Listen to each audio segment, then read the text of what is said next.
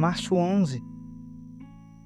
Números 15, verso 17 a 16, verso 40. Então o Senhor disse a Moisés: dê as seguintes instruções ao povo de Israel. Quando chegarem à terra para onde os levo e comerem das colheitas que ela produz, separarão uma parte como oferta para o Senhor. Apresentem um bolo feito da primeira farinha que moerem e separem-no como oferta, como fazem com os primeiros cereais da eira. Todas as gerações futuras apresentarão ao Senhor uma oferta da primeira farinha que moerem. Se vocês, sem intenção, deixarem de cumprir todos estes mandamentos que o Senhor ordenou a Moisés, sim, tudo que o Senhor lhes ordenou por meio de Moisés, desde o dia em que ele o ordenou para vocês e para as gerações futuras, e a comunidade não se der conta de seu erro, toda a comunidade apresentará um novilho como holocausto de aroma agradável ao Senhor. O sacrifício será apresentado junto com a oferta de cereal e a oferta derramada conforme prescrito, e também com um bode como oferta pelo pecado. Com essa oferta, o sacerdote fará expiação por toda a comunidade de Israel, e ela será perdoada. O pecado não foi intencional e foi expiado com as ofertas apresentadas ao Senhor, a oferta especial e a oferta pelo pecado. Toda a comunidade de Israel será perdoada, incluindo os estrangeiros que vivem entre vocês, pois o pecado envolveu todo o povo. Se um único indivíduo cometer um pecado não intencional, apresentará uma cabra de 1 ano como oferta pelo pecado. O sacerdote a sacrificará a fim de fazer expiação pelo culpado diante do Senhor, e ele será perdoado.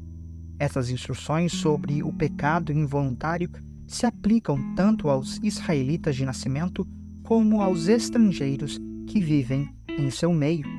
Mas aquele que arrogantemente fizer algo contrário à vontade de Deus, seja israelita de nascimento ou estrangeiro, blasfema contra o Senhor e deverá ser eliminado do meio do povo, uma vez que tratou a palavra do Senhor com desprezo e desobedeceu a sua ordem de propósito. Deverá ser eliminado e sofrer o castigo por sua culpa. Certo dia, enquanto o povo de Israel estava no deserto, encontraram um homem recolhendo lenha no sábado. As pessoas que o encontraram recolhendo lenha o levaram perante Moisés, Arão e o restante da comunidade. Como ainda não estava determinado o que fariam com ele, mantiveram o homem preso. Então o Senhor disse a Moisés: o homem deve ser executado. Toda a comunidade o apedrejará fora do acampamento. Assim, toda a comunidade levou o homem para fora do acampamento e o apedrejou até a morte, conforme o Senhor havia ordenado a Moisés. O Senhor disse a Moisés: dê as seguintes instruções ao povo de Israel. Vocês e as gerações futuras farão franjas na bainha da roupa e as prenderão com um fio azul. Quando virem as franjas, recordarão todos os mandamentos do Senhor e os cumprirão. Assim, não serão infiéis, seguindo os desejos de seu coração e de seus olhos. As franjas os ajudarão a lembrar que devem obedecer a todos os meus mandamentos e ser santos para o seu Deus.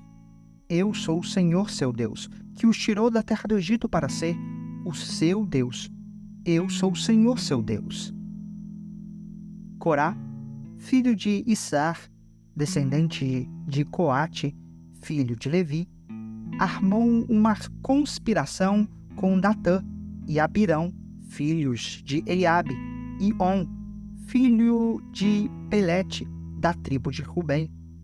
Com os outros 250 líderes israelitas, todos membros importantes da comunidade, os 3 instigaram uma rebelião contra Moisés. Juntaram-se contra Moisés e Arão e disseram: Vocês foram longe demais. A comunidade foi consagrada pelo Senhor e Ele está em nosso meio. Que direito vocês têm de agir como se fossem superiores à comunidade do Senhor?" Quando Moisés ouviu o que disseram, curvou-se com o rosto em terra. Em seguida, disse a Corá e a seus seguidores: "Amanhã cedo, o Senhor nos mostrará quem pertence a Ele e quem é consagrado. Só trará sua presença àqueles que Ele escolher. Você, Corá e todos os seus seguidores preparem incensários. Amanhã acendam fogo neles e queimem incenso diante do Senhor. Então veremos quem o Senhor escolherá como consagrado a Ele. Vocês, levitas, foram longe demais." Moisés falou novamente a Corá: "Agora ouçam, levitas.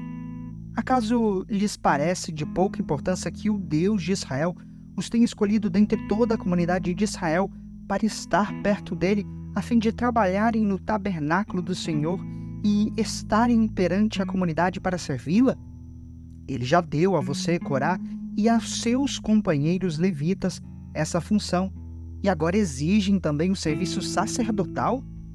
Na verdade, é contra o Senhor que você e seus seguidores estão se rebelando. Afinal, quem é Arão para se queixarem dele?" Então Moisés mandou chamar Datã e Abirão, filhos de Eliabe. Mas eles responderam: "Não iremos. Não basta você nos tirar do Egito, uma terra que produz leite e mel com fartura, para nos matar aqui no deserto.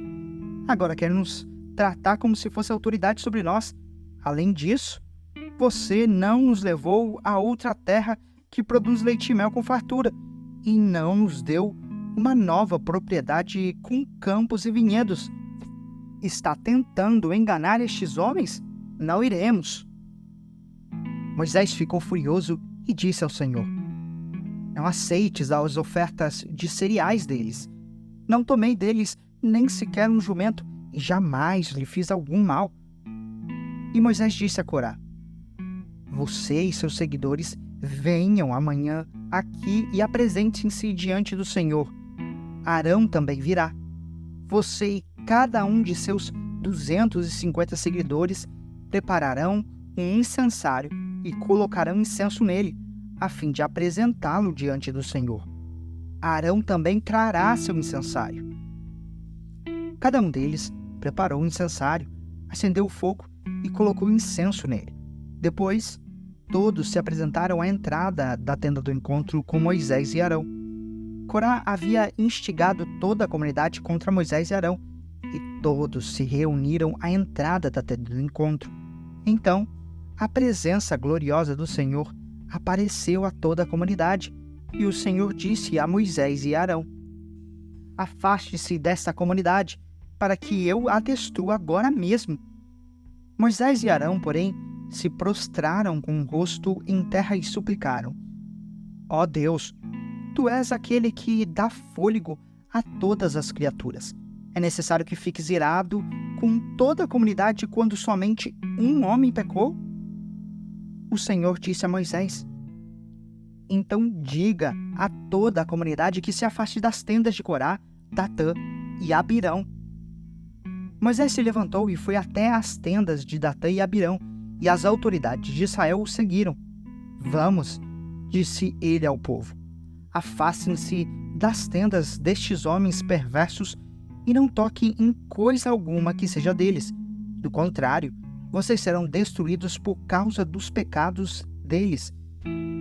Todo o povo se afastou das tendas de Corá, Datã e Abirão, e Datã e Abirão saíram e ficaram em pé à entrada das tendas, junto com suas esposas, seus filhos e suas crianças pequenas.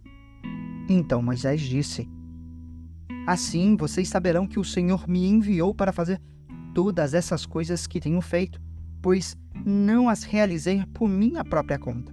Se estes homens morrerem de causas naturais, ou se nada fora de comum acontecer, então o Senhor não me enviou. Mas, se o Senhor fizer algo completamente novo, e o chão abrir sua boca e os engolir junto com todos os seus pertences, e eles descerem vivos à sepultura, vocês saberão que estes homens mostraram desprezo pelo Senhor. Mal ele havia acabado de dizer essas palavras, e o chão debaixo deles rachou. A terra abriu a boca e engoliu os homens, todas as suas famílias, todos os seus seguidores e tudo o que possuíam. Desceram vivos à sepultura junto com todos os seus pertences. A terra se fechou sobre eles e desapareceram do meio da comunidade. Todo o povo que estava ao redor fugiu quando ouviu os gritos deles. "A terra nos engolirá também!" exclamaram.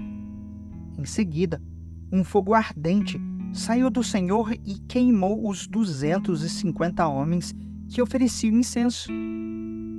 O Senhor disse a Moisés: "Ordene a Eleazar, filho do sacerdote Arão, que tire todos os incensários do meio do fogo, pois são santos. Diga-lhe também que espalhe as brasas. Pegue os incensários dos homens que pecaram e pagaram por isso com sua própria vida e bata o metal com um martelo até formar uma lâmina para revestir o altar. Uma vez que estes incensários foram usados na presença do Senhor, eles se tornaram santos, que sirvam de advertência para o povo de Israel." O sacerdote Eleazar recolheu os incensários de bronze usados pelos homens que morreram queimados e bateu o metal com um martelo, até formar uma lâmina para revestir o altar. Essa lâmina serviria como recordação aos israelitas. Ninguém que não fosse descendente de Arão poderia entrar na presença do Senhor para queimar incenso. Se alguém o fizesse, aconteceria a ele o mesmo que havia acontecido a Corá e seus seguidores, conforme o Senhor tinha dito por meio de Moisés. Marcos 15, versos 1 a 47. De manhã bem cedo, os principais sacerdotes, os líderes do povo e os mestres da lei, todo o alto conselho, se reuniram para discutir o que fariam em seguida. Então, amarraram Jesus, o levaram e o entregaram a Pilatos. Pilatos lhe perguntou: "Você é o rei dos judeus?" Jesus respondeu: "É como você diz." Os principais sacerdotes o acusaram de vários crimes. E Pilatos perguntou: "Você não vai responder? O que diz de todas essas acusações?" Mas, para surpresa de Pilatos, Jesus não disse coisa alguma. A cada ano, durante a festa da Páscoa, era costume libertar um prisioneiro, qualquer um que a multidão escolhesse. Um dos prisioneiros era Barrabás, um revolucionário que havia cometido assassinato durante uma revolta. A multidão foi a Pilatos e pediu que ele libertasse um prisioneiro, como de costume. Pilatos perguntou: "Querem que eu solte o rei dos judeus?" Pois havia percebido que os principais sacerdotes tinham prendido Jesus por inveja. Nesse momento, os principais sacerdotes instigaram a multidão a pedir a libertação de Barrabás em vez de Jesus. Pilatos lhes perguntou: "Então o que farei com este homem que vocês chamam de rei dos judeus?" "Crucifique-o!" gritou a multidão. "Por que?" quis saber Pilatos. "Que crime ele cometeu?" Mas a multidão gritou ainda mais alto: "Crucifique-o!" Para acalmar a multidão, Pilatos lhes soltou Barrabás. Então, depois de mandar açoitar Jesus, entregou-o aos soldados romanos para que fosse crucificado. Os soldados levaram Jesus para o palácio do governador, lugar conhecido como Pretório, e chamaram todo o regimento. Vestiram Jesus com um manto vermelho, teceram uma coroa de espinhos e colocaram em sua cabeça. Então, o saudavam zombando: "Salve, Rei dos Judeus!" Batiam em sua cabeça com uma vara, cuspiam nele e ajoelhavam-se fingindo adorá-lo. Quando se cansaram de zombar dele, tiraram o manto vermelho e o vestiram com suas roupas. Então, o levaram para ser crucificado. Um homem chamado Simão, de Cirene, passava ali naquele momento, vindo do campo. Os soldados o obrigaram a carregar a cruz. Simão era pai de Alexandre e Rufo. Levaram Jesus a um lugar chamado Gólgota, que quer dizer lugar da caveira. Ofereceram-lhe vinho misturado com mirra, mas ele recusou. Então os soldados o pregaram na cruz.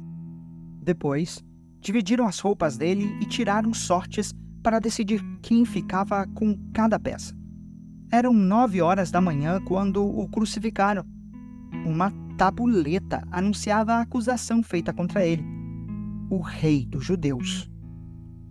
2 criminosos foram crucificados com ele, um à sua direita e outro à sua esquerda. Assim, cumpriram-se as escrituras que diziam: ele foi contado entre os rebeldes. O povo que passava por ali gritava insultos e sacudia a cabeça em zombaria. "Olha só", gritavam, "você disse que destruiria o templo e o reconstruiria em 3 dias? Pois bem, salve a si mesmo e desça da cruz." Os principais sacerdotes e os mestres da lei também zombavam de Jesus. "Salvou os outros, mas não pode salvar a si mesmo?" diziam. "Que esse Cristo, o Rei de Israel, desça da cruz agora mesmo para que vejamos e creiamos nele." Até os homens crucificados com Jesus o insultavam. Ao meio-dia, desceu sobre toda a terra uma escuridão que durou 3 horas. Por volta das 3 horas da tarde, Jesus clamou em alta voz: "Eloi, Eloi, lama sabachthani", que quer dizer: meu Deus, por que me abandonaste?" Alguns dos que estavam ali, ouvindo isso, disseram: "Ele está chamando Elias." Um deles correu, ensopou uma esponja com vinagre e a ergueu num caniço para que ele bebesse. "Espere", disse ele. "Vamos ver se Elias vem tirá-lo daí."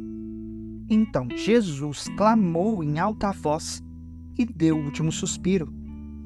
A cortina do santuário do templo se rasgou em 2 partes, de cima até embaixo. Quando o oficial romano que estava diante dele viu como ele havia morrido, exclamou: "Este homem era verdadeiramente o Filho de Deus." Algumas mulheres observavam de longe. Entre elas estavam Maria Madalena, Maria, mãe de Tiago, o mais jovem, e de José e Salomé. Eram seguidoras de Jesus e o haviam seguido na Galileia. Também estavam ali muitas mulheres que foram com ele a Jerusalém.